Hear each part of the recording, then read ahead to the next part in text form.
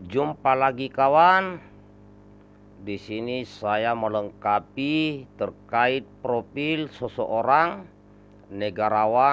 sosok negarawan yang pernah menolak menjadi menteri, tetapi karena ini perintah, maka beliau mau jadi menteri yang kini mengabdikan diri untuk bangsa, negara dan rakyat Indonesia.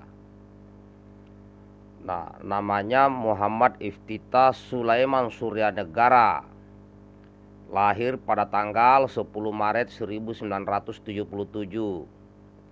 Beliau adalah seorang pengusaha dan purnawirawan TNI Angkatan Darat.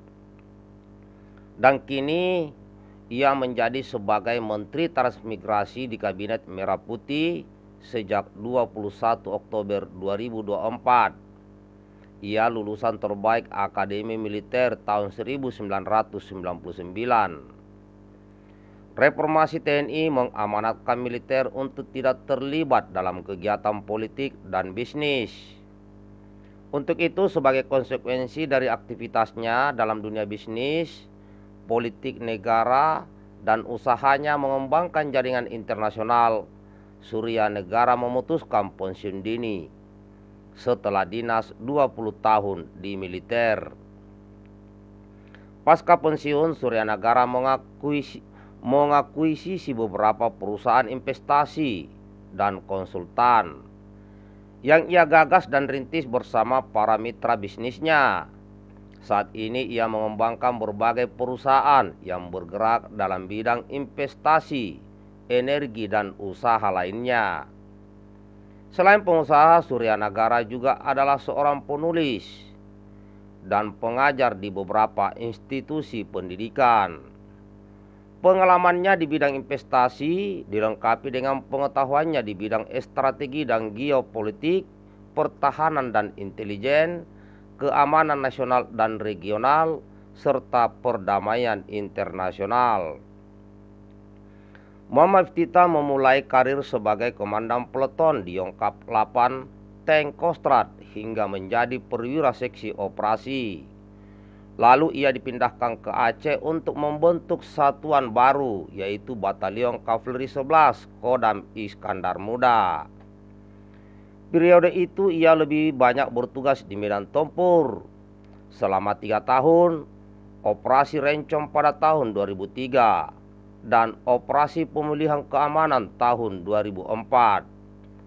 Setelah tsunami yang membawa berkah perdamaian di Aceh, penugasan beralih ke Operasi Bantuan Kemanusiaan pada tahun 2005. Pada tahun 2006, Muhammad Iftitah terpilih sebagai penjaga perdamaian di Lebanon melalui kontingen Garuda 13A UNIFIL. Ia juga terpilih menjadi perwira perwakilan UNIFIL bersama perwira India dan Polandia sebagai pembawa bendera PBB dalam Hari Nasional Italia pada tahun 2007 di Roma, Italia. Pulang dari Lebanon, Muhammad Iftitah ikut membidani dan membangun Pusat Misi Pemeliharaan Perdamaian atau PMPP TNI di Sentul, Bogor.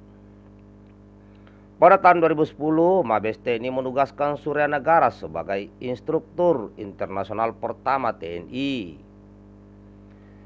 di bidang misi pemeliharaan perdamaian bersama instruktur dari Jerman dan Australia.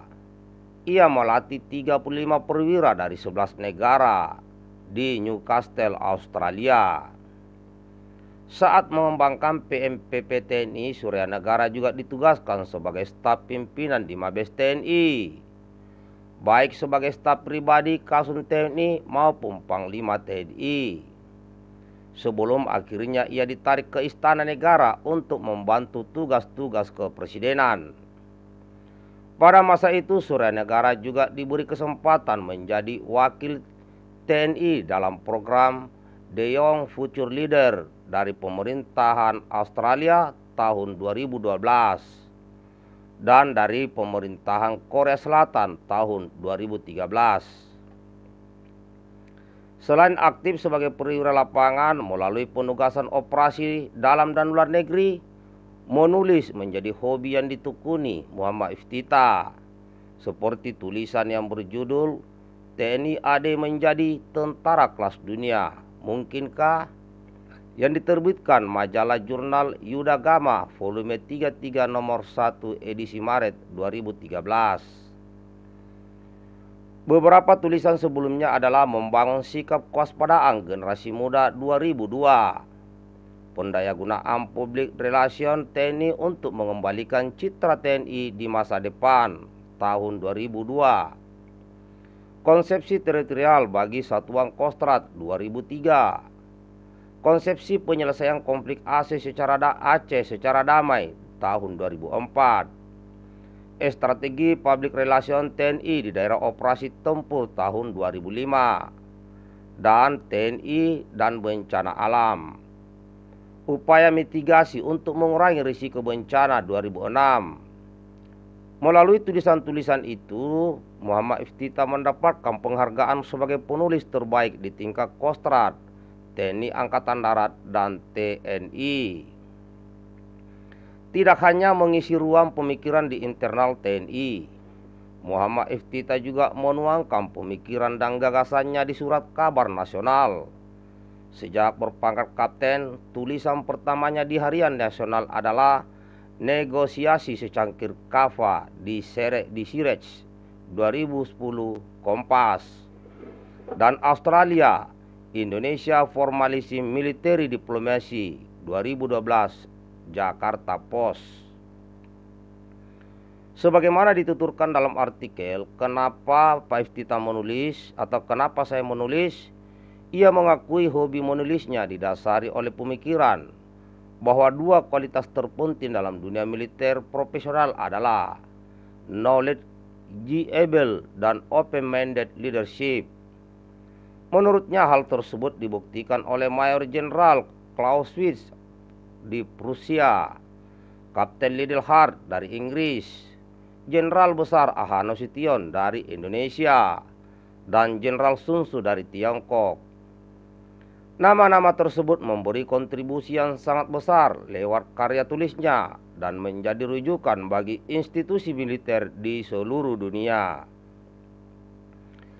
Berbeda dengan profesi lainnya, ia sependapat dengan Samuel P. Huntington bahwa profesionalisme militer bukan semata-mata soal keahlian dan kemahiran, melainkan juga soal loyalitas, jiwa korsa, dan tanggung jawab kepada negara.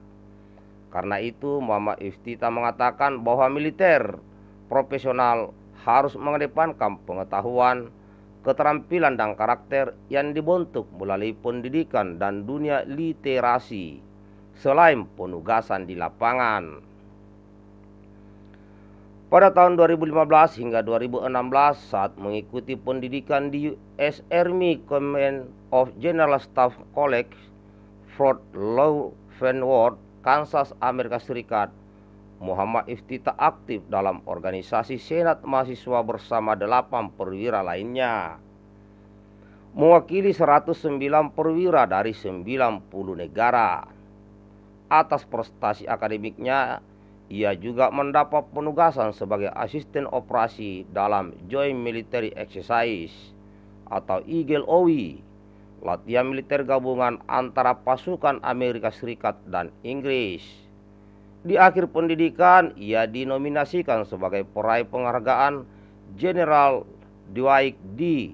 Eisenhower Award atau lulusan terbaik.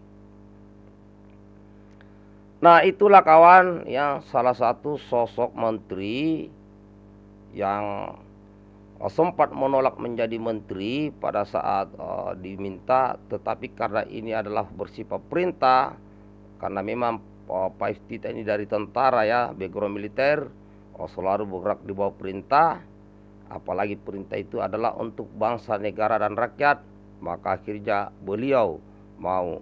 Dan sekarang sudah jadi menteri dan kita sudah lihat ya seperti apa gebrakan-gebrakan beliau di transformasi transmigrasi.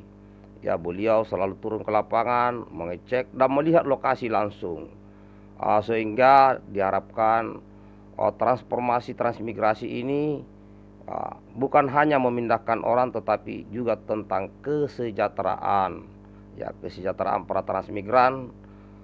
Dan ini akan dikembangkan lebih pesat lagi di Indonesia Timur. Nah, demikian kawan, seorang sosok negarawan yang saya sampaikan di hadapan saudaraku. Bagikan videonya.